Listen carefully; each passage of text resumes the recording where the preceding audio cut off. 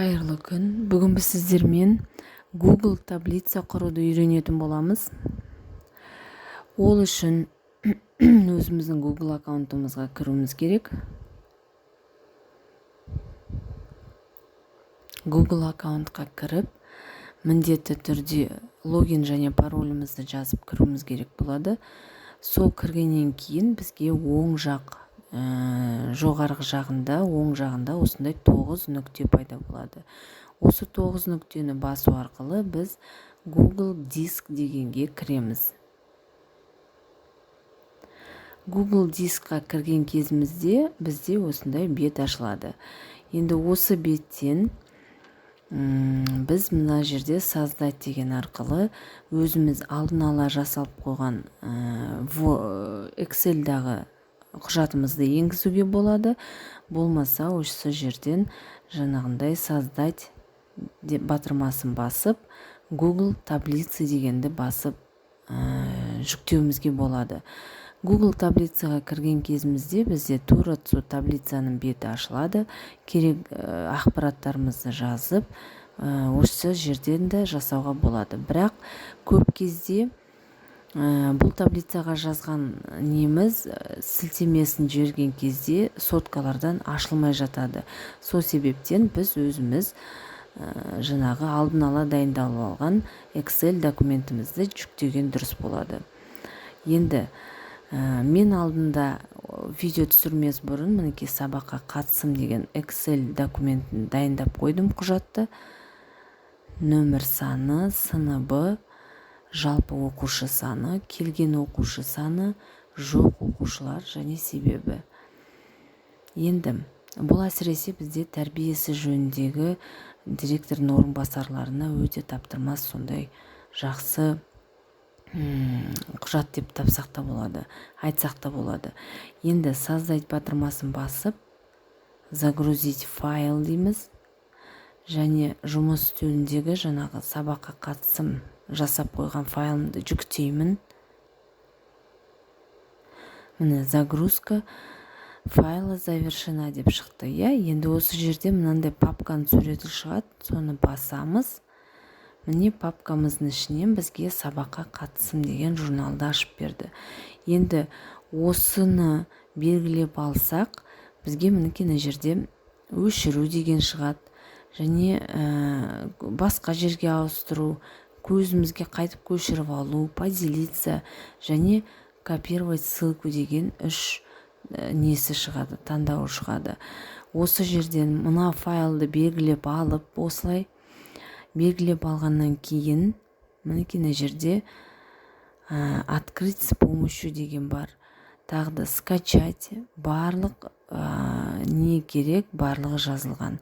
Енді осы жерде бізге міне поделиться деген жерден доступты ашуға болады. Немесе мына файлды 2 рет шерту арқылы ішіне кіреміз. Ішіне кіргеннен кейін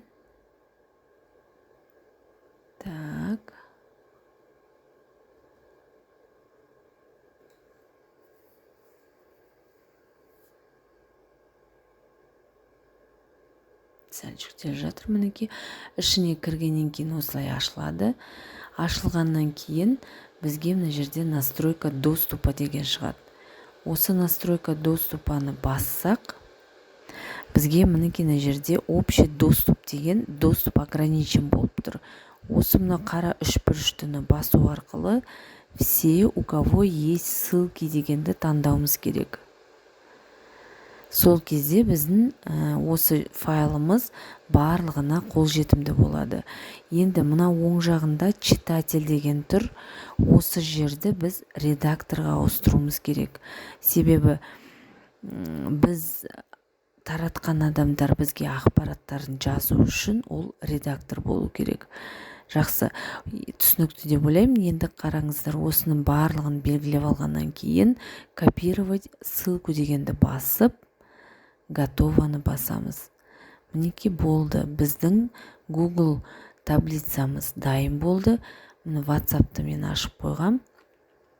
Өз-өзімен жіберіп көрейін ссылкасын. Ставить. Міне жібердім.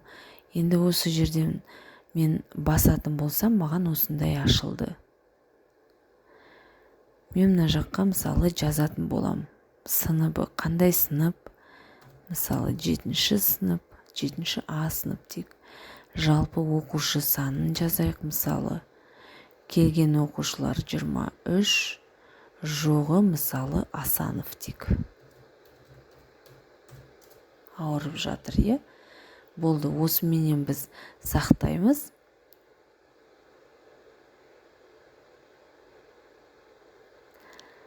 Так, осыменен сохранение мінекей бізге шықты, уже автоматты түрде сақталынды.